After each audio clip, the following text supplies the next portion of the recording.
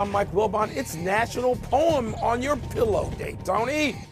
Has anybody ever left a poem on your pillow? I'm Tony Kornheiser, just once, and I still remember it. Your rah-rah, your ha-ha, ooh-la-la, love Zaza, as Dion would say, or Zsa-Zsa, as the rest of us would say. Zsa-Zsa Gabor. You and I are the only people today who know who Zsa-Zsa Gabor is. Nobody else. I'm going to say Zsa-Zsa would be 116.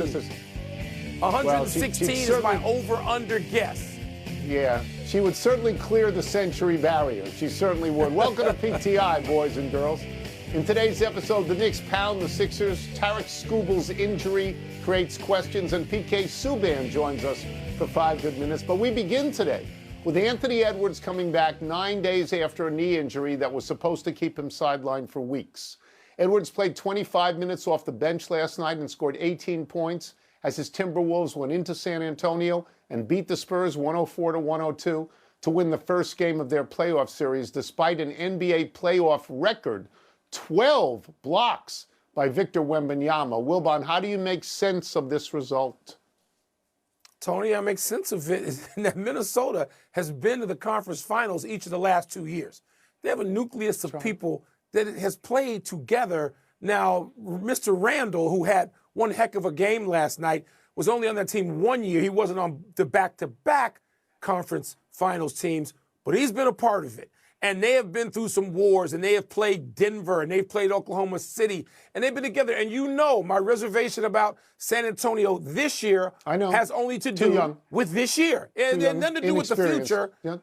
Yes. Right. And Tony Wembanyama, look, as old as I am, I don't remember vintage Bill Russell. I remember the end only of Bill Russell. And I never, when you use Bill Russell in a sentence and Wilt Chamberlain in a sentence, you ought to just stop yourself and hit the edit function. But I'm going to do it anyway. I imagine that watching Wembanyama block 12 shots last night and discourage about 6 or 8 others was Russell-like. I don't know that. You would know that better than me, being a minute older than me. But Tom, Minnesota is not to be trifled with. They can win this series. I would say, just on that specific point, it is Russell-like. The difference is Russell's teams always won those games. Wembanyama's team last night didn't win. And I don't want to, as you know, I don't want to get too carried away with what happened last night in this game because San Antonio had an open 3 at the buzzer. And if that drops, we're having a different conversation. But you are right that Minnesota has done very well in the playoffs in recent years and probably underrated by most people in the country that just don't know Minnesota very well. Let me go to my notes here. It's funny because yesterday you and I were talking about whether or not Rudy Gobert could stifle in some way Victor Wembanyama. And aside from the blocks, he did. Not just him, Julius Randle as well, because Victor Wembanyama only had 11 points, 5 of 17 shooting, 0 for 8 from 3. The Minnesota coaches had a great plan, and it worked. They were very physical with Wembanyama, and there was a carryover effect as well, probably because De'Aaron Fox, who they need, De'Aaron Fox was 5 for 14 and 0 for 4 from 3. So just to tidy this up, San Antonio's got to see if there's somebody else that can bail them out. And Minnesota's got to feel great that Anthony Edwards came back in a reserve role and they still won the game. You know, they got to feel great quickly, about it. If DiVincenzo and Ayo DeSumo were healthy, Minnesota would just right now be better. I mean, better. But they don't have those guys. They're going to have to. And by the way, credit Coach Finch for the way he used Anthony Edwards coming back. 25 minutes, got maximum production out of him. It's interesting. And I heard your words in my ear last night. Do not overreact to game 1. That's right. With that in mind, let's move to the East and another beatdown by the Knickerbockers. Jalen Brunson scored 27 in the first half as the Knicks beat the Sixers by 39. This after beating the Hawks by 51, Tony. What does this outcome, maybe the accumulation, say to you? Let's add up those numbers. 39 last night, 51 against Atlanta. That's plus 90 in 2 games. You go back one more game with Atlanta, they beat them by 29. That's plus 119 in 3 games, which is actually the greatest margin of victory in three consecutive playoff games in the history of the NBA playoffs of all time. That's it. That's number one. Years. So I understand if Knicks fans are saying right now we're the greatest team of all time. But for the rest of us, let's return to planet Earth briefly if we could. Because there's not a sane, objective person in the world who would not have looked at the Knicks and the Sixers last night and said the Knicks will win by at least 20. Not 20, at least 20. Because the Knicks were rested and they were at home, okay? And they were buoyant over the way they demolished Atlanta. And the 76ers were exhausted and they were on the road. They had just come through 3 consecutive elimination games. They had just won Game 7 in Boston. There's no way they were going to marshal their best efforts in Game 1 that was less than 48 hours away from what they just did. There's just no way. That's not possible. I'm not a betting man, as you know. I would have bet on the Knicks and given 25. I would have given 39, but I would have given, I would have given 25. And that's just, the accomplishment was tremendous. It was, but it has nothing to do with the rest of the series. Nothing. No. And again, I'm hearing you tell a young me when I would get crazy over Game 1 in 1982, calm down, Junior. Calm down. Don't get nuts. Calm down. Because the Philadelphia 76ers just got beat, I think, by 32 in Game 1 of the previous series. They just lost that Game 1, getting blowed out, and they came back and they beat the Celtics. They looked dead in the water after 4 games. But, Tony, you're right about the Knicks. The Knicks look as potent as they have in a long time. They should feel very good about themselves, but they're going to get a different version of the Sixers tomorrow night in Madison Square Garden. The Sixers won't be smelling themselves tomorrow night in Madison Square Garden. Look, the Knicks are better, but they're not this much better. It's going to change. Let's move to baseball, and Tarik Skubal undergoing arthroscopic elbow surgery that should keep him out for 2 to 3 months. Skubal has won the last 2 Cy Youngs in the American League and is due to become a free agent at the end of the season. Wilbon, what do you think Skubal's injury means for his looming contract and or his trade possibilities? Well, Tony, if this was isolated and this was his first injury, you'd say, this guy is a workhorse you've seen year after year now. Even if it was his second one, but this is his third going back to college. And you look at this and you're like, all right, how much am I going to give up? Am I going to give away a bag to the Detroit Lions in a trade? And or how much am I going to give up if we just think we can wait until he becomes a free agent? And it's hard to see Detroit weighing this and saying, just let him walk, given his value to them, to the Detroit Tigers. And so you hear all sorts of rumors already. Did I say the Lions? I meant the Tigers. Yeah, you said the Lions. You got football on your mind. I'm sorry. Yeah, you know what I got on my head already. I'm looking ahead to September, Tom. I know. So, man, this is a hard one. Like, what do you do before the deadline? Okay. How much are you willing to give up? Because you think if we get this guy back healthy, we've got an ace at a time where they're difficult to find. Tony, I would be willing to risk a little bit, but I don't know if I'm going to risk a lot of it. This is right now. We are in early May. This is hot stove league #1 right now. What's going to happen with Skubal? Are the Tigers going to keep him? Does somebody else want him sight unseen? Let's do this. If he comes back in 2 months, that's July. So he has some audition starts before the trade deadline. If he comes back in 3, that's August. The trade deadline is gone. Do you want to get him sight unseen if you're another team? I think you would, because you're essentially just renting him through October because he's going to become a free agent. The point you make is the most valid point. This is the 3rd injury. He's a great pitcher, and right now he is damaged goods. How does this affect him on the free agent market? Well, if you're a smart owner, you're offering him 2 to 3 years at the most at above market price, but you're shortening the years because you don't know. No pitcher is risk-free in terms of injury anymore. That's right. But there are enough dumb owners in baseball and in all sports that somebody's going to give him 5 or 6 or 7 years at above market value. And his agent, of course, is Scott Boras, who may or may not be the devil. And so I do think he's going to come out great individually. Let me just give you a statistic. I'll take 10 seconds. It's a fabulous, this is why people want him. Skubal has thrown 211 pitches at 95 miles an hour or more since the start of 2024. That's 234 more than the next pitcher in baseball. When he's healthy, he's the Hope Diamond. Is he healthy? He's a beast. Let's take a break. He's a beast. Coming up, the Carolina Hurricanes have yet to lose in the playoffs. We're going to ask PK Subban why. We'll also ask him whether the Ducks have a right to be upset about the play that led to the goal that beat them last night. Yeah, when you got loose things moving around in your elbow. Yeah, it's not. I mean, some people come back, but you don't know. There's got to be. We've got some Stanley Cup playoffs questions for our great friend, ESPN NHL analyst and global fashion icon, PK Subban. You can talk about that outfit later. We'll start with this. I watched the Carolina Hurricanes beat the Flyers again last night, although the Flyers, they could have won when they had that breakaway in overtime. They had a shot at it. Carolina, though, is now 6-0 in the playoffs. Why are they winning so much? That's a great question, but it's pretty easy for me. Carolina's been one of the top teams in the league. No one's disputing that. But if you look at the Ottawa Senators, they were a wounded duck coming into the playoffs. Nobody picked them to beat Carolina other than me. And the reason why I picked them is because they got some veterans on that team that I would have liked to see move on in the playoffs. I like the way they played down the stretch, but that was an uphill battle for them. Now they come into Philly. They got a young team. They were out Tippett. Philly only had like 1 day off since the last round.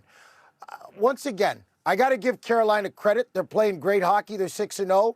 But to me, unless they're beating Wild, Avalanche, and some of these top teams, you can't get too festive right now. What have they accomplished? This is the same as years past. So they're on the right path. But for me, it's conference final, Stanley Cup final, or bust for Carolina. They got to get to the Cup final now. Oh, I like hearing that.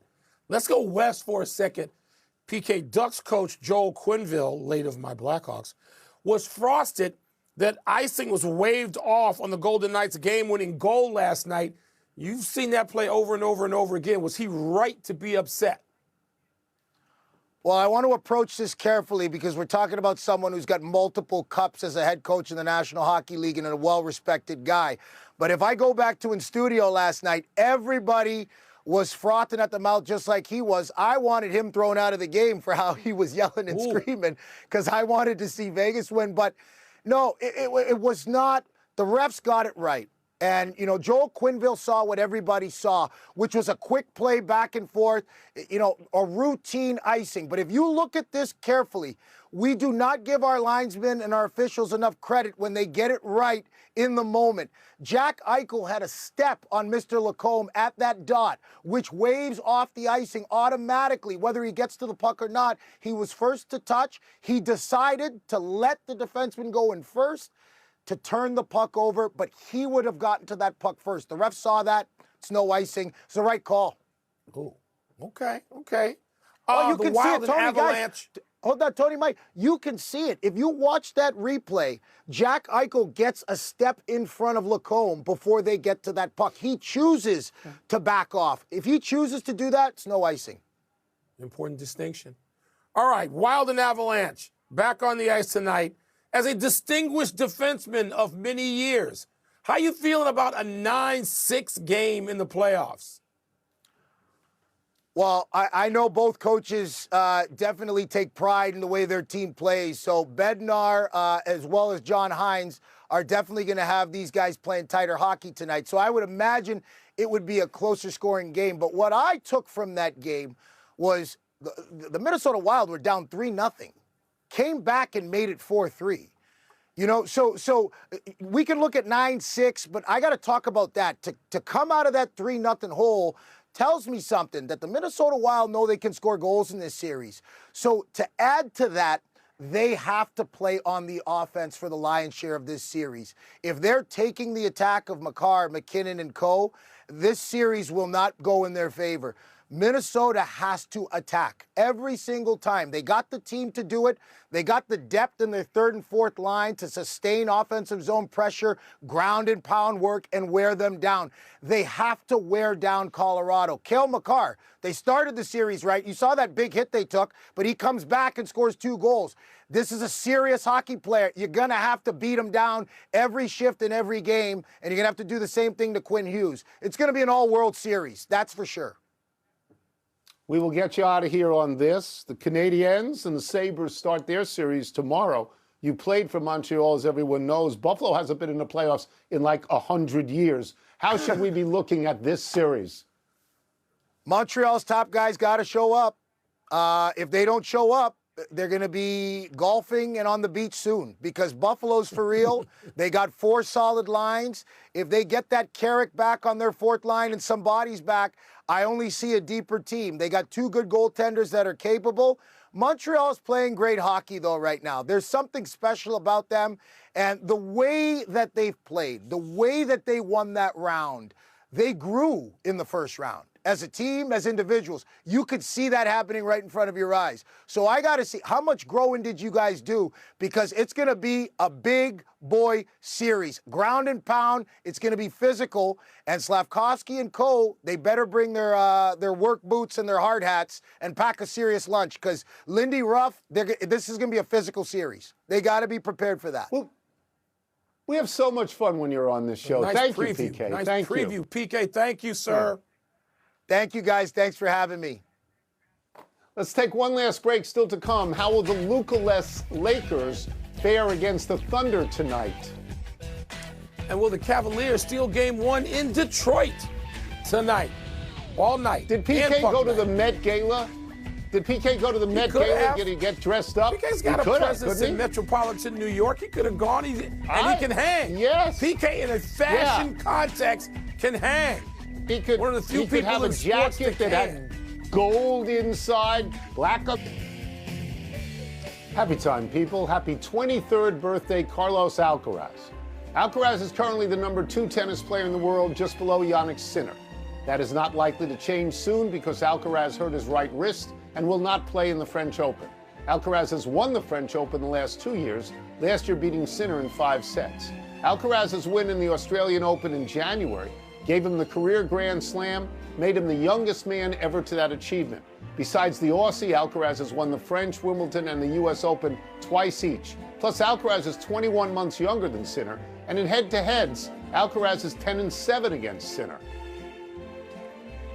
Well, we need Alcaraz, Tony, because there's not going to be any fun if he's not out there much of the summer. So you got Zverev, Djokovic, Shelton, and Fritz. They're behind and chasing, but they're not Alcaraz, right? No, they are not. No, they are not Alcaraz. Absolutely not.